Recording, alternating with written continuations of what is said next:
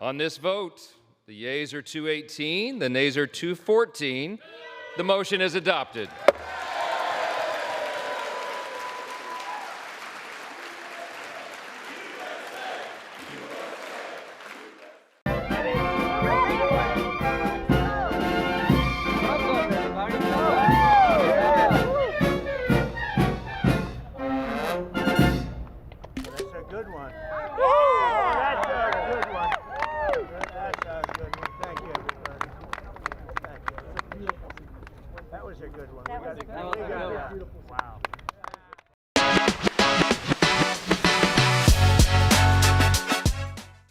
Well, as you just saw, President Trump has just a moment ago signed the One Big Beautiful Bill into law to enact OZ 2.0 and make Opportunity Zones permanent. Welcome to a special live 4th of July episode of the Opportunity Zones podcast. I'm Jimmy Atkinson, and I'm joined today by the host of OZ News Hour, Mr. Andy Hagans. Andy, happy 4th of July, first of all. It actually happened. I can't believe it. Opportunity zones have been renewed and made permanent, and much, much faster than anyone had anticipated. What's your first reaction, Andy? I can't believe it. Well, first of all, I can't believe I'm at work live streaming on the 4th of July on Independence Day. Never would have thought it. Yeah, but Jimmy, this is groundbreaking. It's revolutionary. If you are following Opportunity Zones, if you're an Opportunity Zones investor, it can't be overstated how meaningful this is. And Jimmy, you're the guy, you're really one of the very top people in the space. You were the first guy to really cover the space in depth way back in 2019 when you founded Opportunity Zones. 2018, Andy, don't shortchange me. All right, 2018. Really, I want your reaction. How are you feeling today?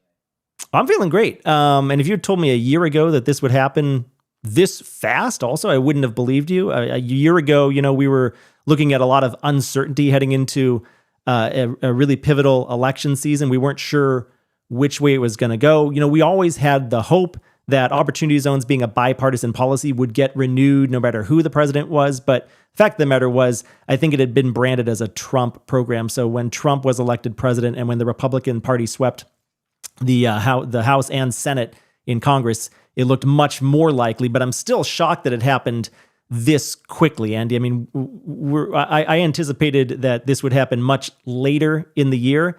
Even the experts that I talked to, some Washington insiders, had said that best case scenario would be late July or early August, and that's if everything went perfectly. So I was saying, probably going to drag out until the fall, maybe December toward the end of the year. So I was wrong there, but eventually it did come to fruition, and OZ 2.0 is official, and Opportunity Zones are now a permanent part of the tax code, Andy.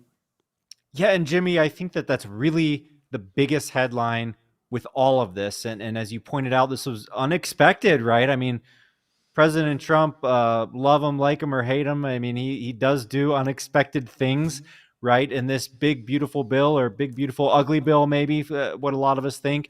There's some pieces of it that are popular with some people and others that aren't. I mean, no matter where you sit, there's probably good and bad stuff in the bill. But I would agree with that. Half the country calls it big ugly, half of it calls it big beautiful. I'm just excited that the OZ part of the thing got renewed, right, Andy? Well, exactly. And not only renewed, but Opportunity Zones are now permanent. Jimmy, what does that mean, that Opportunity Zones are now permanent? Yeah, well, just to back up a little bit, just because this is a live news episode, Andy, I do want to get everybody caught up to speed on what happened, right? In case you're just joining us or you haven't really been paying attention to all of our podcasts the last several weeks here, the Senate version of this bill was introduced June 16th, 2025. This was after months of the bill kind of progressing through Congress, but the Senate bill that rolled out June 16th was then amended June 28th and then passed by the Senate by 51-50 final tally. Vice President J.D. Vance had to break the tie. That was just on July 1st, a few days ago. It came over to the House, and we were expecting it would move quickly in the House once it got to that point because the president, the White House, and Republican leadership in both chambers of commerce were working closely to make sure that they had a bill signed by or passed by the Senate that would progress through the House fairly quickly, and it did. There was a little bit of hemming and hawing, but roughly 48 hours later, on the morning of July 3rd, 2025, the House passed this bill. Just yesterday it was 218 to 214. And then you saw in our intro just a few moments ago, President Trump signed the bill into law on his 4th of July celebration at the White House just a moment ago. And he said that gets everybody caught up to speed. So what do we mean when we say permanent? Well, this current round of opportunity zones is still going to sunset at the end of 2026. So the deferral date for existing investors has not changed. It's still 12/31/26. The existing zones are still set to expire at the end of 2028. But what we mean is that the policy itself is permanent. And we're going to actually be seeing new designations of opportunity zones all around the country every 10 years going forward, starting in July of 2026, 1 year from now. And those will take effect on January 1st of every year that ends in 7. So 2027, 2037, 2047, and so on and so forth, Andy. That's what I mean what we mean when we say permanent.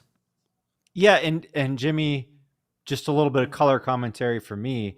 I think it does change everything, right? To me, and you can quote me on this, I think opportunity zones are now going to be the next 1031 exchange, right? This pillar of tax policy within the real estate investment landscape, because the original program, and Jimmy, you've called it the greatest tax incentive of all time, but the fact that it was not a permanent fixture in our tax policy, to me, really limited its appeal among advisors and real estate professionals and investors, all sorts of people. We thought, well, it's not even a permanent part of the tax code. It seems kind of complicated. I'm not going to bother really looking into it very much. But now, especially if you learned of it after a couple of the benefits, the step up benefits had expired already, I totally agree, Andy. I think now it'll be hard to ignore, I think is your point, right? Yeah, exactly. And the tax benefits are just as massive, Jimmy, as the tax benefits offered by a 1031 exchange. They're a little bit different. But so now I think the appeal of the Opportunity Zones program is going to be much broader, and I think its effects will be felt for obviously decades to come. Of course, it could always be repealed, just like the 1031 exchange could possibly be repealed. But now by default, it is by default the tax policy going forward indefinitely with the passage of this bill. So Jimmy, could you walk us through some of the key provisions in Opportunity Zones 2.0? I'd love to. And we're going to cover these key provisions much more in depth on a later episode of this podcast. Today, we're just going to cover it at a very high level. We're also having an OZ Insiders Masterclass that will focus in depth on the key provisions. That's coming up, taught by Jim Lang on July 15th. If you want to learn more about how to join that mastermind group that we've been hosting for close to 2 years now, you can learn more at ozinsiders.com. We're covering this in great detail on that masterclass a week from Tuesday. But Andy, just to quickly walk you through the key provisions. First of all, most importantly, it makes Opportunity Zones policy permanent. There's going to be new designation periods every decade. There's also a new deferral schedule and a new basis step-up schedule. So the new deferral schedule, and this applies to all investments made into qualified opportunity funds after December 31, 2026. Everybody will get a 5-year deferral. So there's no longer a date written into the statute. You simply get a 5-year deferral period no matter when you invest, no matter which year you invest in. So if you invest in 2027, you get to defer your gain until 2032. A 2028 investment, you get to defer that gain until 2033, and so on and so forth. Also at that 5-year mark, now you get a 10% basis step up. And again, that doesn't expire like it did in the 1.0 program.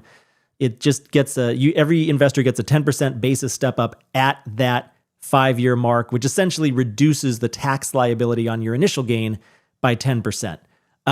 We also finally got expanded reporting requirements, which we've been trying to get for many years. But this time it was finally successful getting through and getting past the Senate parliamentarians' review the other day. So there will be more reporting requirements for funds and investors going forward. I'm going to cover that in much more detail on a later episode of this program. Andy, we got tighter census-tract eligibility criteria. They narrowed the definition of what a low-income community is. And then finally, we got additional plus ups or incentives for rural opportunity zone investments, Andy. So that 10% basis step up for non-rural investments will apply at the 5-year mark. But for a rural investment, instead of a 10% basis step up, investors get a 30% basis step up. And then at the fund level, Andy, the substantial improvement requirement for existing structures is usually 100% improvement. You have to double the value of the building, essentially. But with a rural opportunity zone investment, you merely need to substantially improve it by 50% of its value. So that's a quick run through of all the key provisions there, Andy. Yeah, and Jimmy, two of those I wanted to touch on briefly. The fact that they're, those reporting requirements, and then also the fact that there are now stricter requirements to actually be named as an opportunity zone. One lens to look at those things are, well, it makes the program maybe a tiny bit less appealing. Like those aren't that big of a deal, but they're a tiny bit less flexible or appealing to investors or capital managers. But on the other hand, to me, Jimmy, those two things, the reporting requirements and the stricter requirements to be an opportunity zone, also make the program more appealing for progressives, right? Or from that social impact point of view. So in my opinion, as a conservative, those changes to the program make it more durable as something that has bipartisan appeal going forward. Would you agree? I think that's exactly right, Andy. I think, one main criticism of the program, of the first round of the program, was there were a handful of zones, maybe a few dozen or 100 or so, that really maybe shouldn't have been deemed opportunity zones. And the whole program took a lot of criticism in the mainstream media and, by certain congressmen for the last several years, because of the fact that there were a handful of zones that probably should not have been designated as opportunity zones. So restricting or narrowing the definition of low-income community, combined with removing that carve-out for certain non-low-income but contiguous to low-income community tracts from the statute, I think will go a long way to make it more durable. And that's crucial because, at some point, maybe as soon as 2028, we might see a completely different presidential administration come in, and we want there to be bipartisan support for opportunity zones. It might have been the only truly bipartisan component of the entire One Big Beautiful Bill, Andy.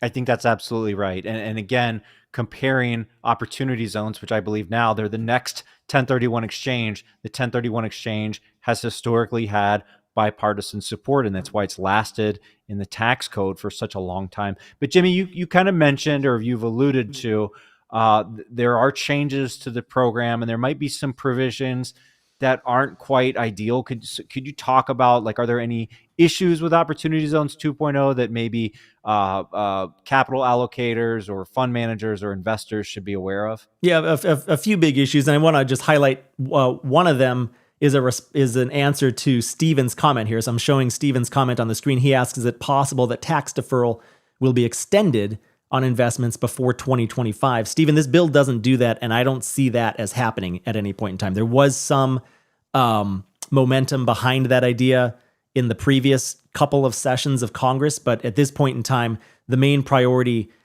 for this administration and for this Congress was to make opportunity zones permanent, but just let this current round expire. So no is the answer to your question, unfortunately. So that's one issue. Another issue, Andy, is that this bill has inadvertently created a dead zone of sorts, particularly for the year 2026. If you have a gain in 2026, you might decide not to defer that gain into an opportunity zone investment in 2026 if you can just wait until 2027 to invest in a qualified opportunity fund and be eligible for a new 5-year deferral, a 10% basis step up.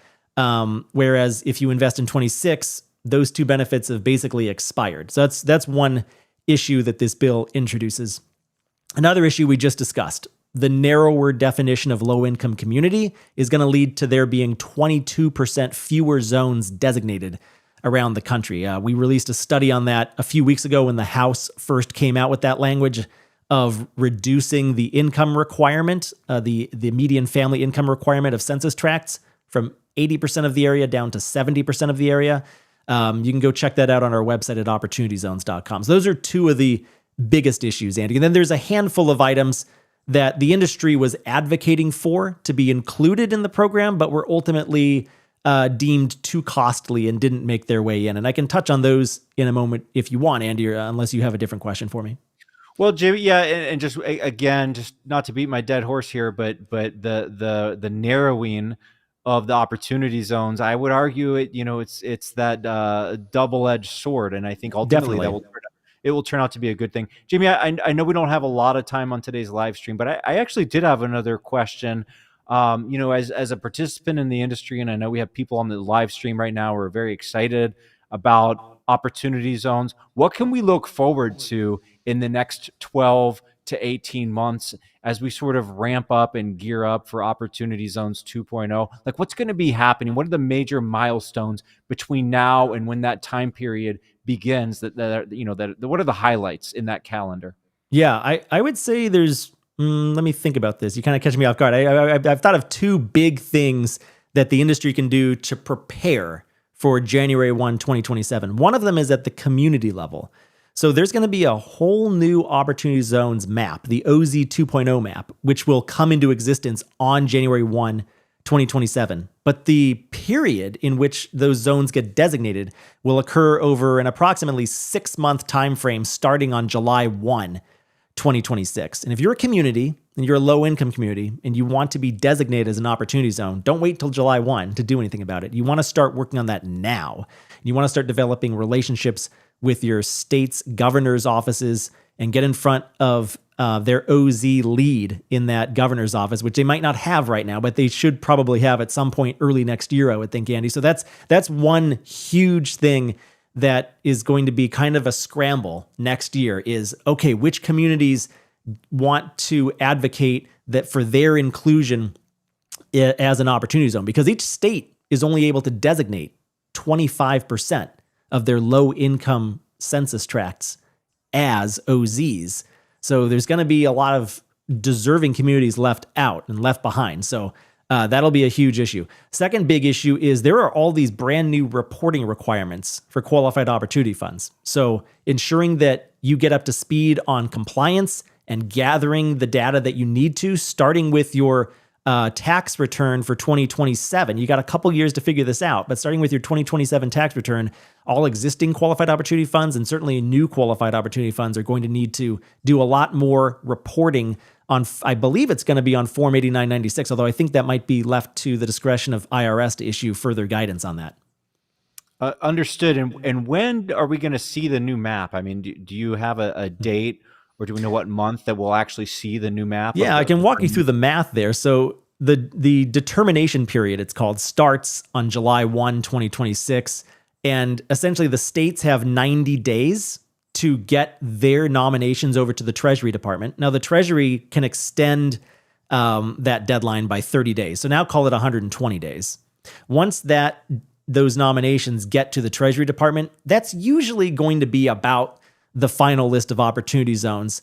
So as long as each state publishes the list that they sent to the Treasury Department, we'll have an unofficial list by whatever July 1 plus 120 days is. Let's see, July, August, September, October, probably toward the end of October of 2027 is when we'll have some sort of unofficial map. But the map won't be totally official for an additional 30 to 60 days beyond that. It might be very close to the end of the year before we get the official final version of the map, Andy. Understood. And by the way, if you're watching the live stream right now, if you could give us a thumbs up, that helps us with the algorithm. Jimmy, I've noticed we have just had a lot of growth lately on the YouTube channel, leading up to this legislation passing and President Trump signing it into law today. We've had a ton of new subscribers on our email list. We're up to 25,000 now. It seems to me that the energy and momentum is only increasing in this space. So how excited are you on a scale of 1 to 10 about opportunity zones going forward? I'm at an 11, Andy. I think we're going to turn that up to 11. I don't see what there is to be down about.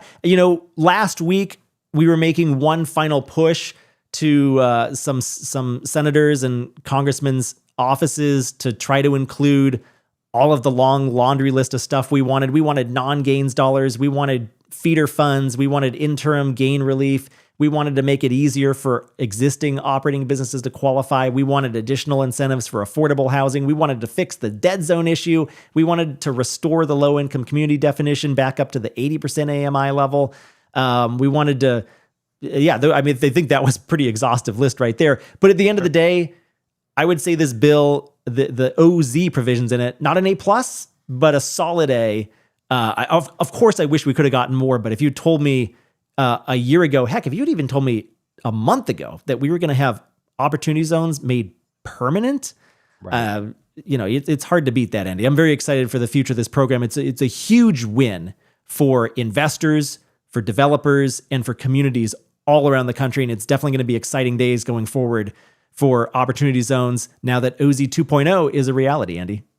Absolutely. And Jimmy, I want to say thank you for letting me join you on the historic live stream today. I do believe this is the biggest live stream we've ever done, just in terms of today was a game changer for opportunityzones.com, for the industry, and for the tax code for real estate going forward. I think there's so much now in this program that I think people on both sides of the aisle can get excited about. And I think that promise, our friend Ashley Tyson always said, doing well by doing good, right? That's kind of the motto of the Opportunity Zones program. And now with the reporting requirements, with the stricter requirements to become an opportunity zone, I really think that social impact element of this is going to be more impactful than ever.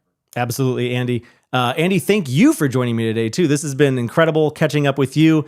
I'll echo Andy's sentiment for all of my viewers out there today. If you enjoyed today's episode, hit that like button. Give us a thumbs up. We're going to have show notes for this episode available on our website at opportunityzones.com/podcast. I know we kind of went through everything very quickly today. We're going to be covering this in much greater detail as the month unfolds. So stay tuned and be sure to subscribe to us on YouTube to always get the latest episodes. You can also find us on your favorite podcast listening app. Follow us there to always get the latest episodes. Andy, again, thanks so much for joining me today. Happy 4th of July. Go see some fireworks. Yeah, absolutely. Thanks, everybody.